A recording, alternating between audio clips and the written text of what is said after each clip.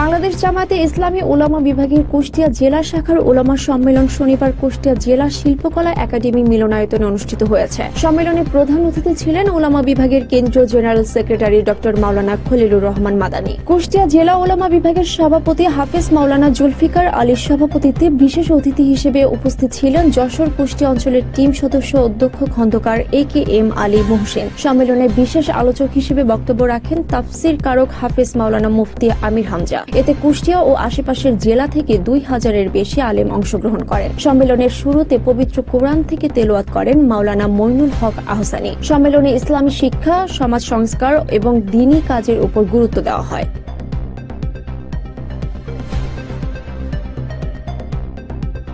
এর পেছনে অনেক সময় গেছে।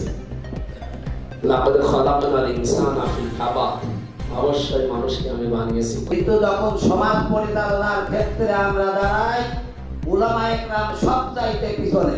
সপ্তাহ করে জানাজা থেকে শুরু করে হওয়া, মোরা, দোয়া সকল জায়গায় কিন্তু আমাদেরকে পোশাক আশাকে নয়, আমাদের ব্যবহারিক জিন্দিগিতেও কোরআনের বাস্তব নমুনা আমাদের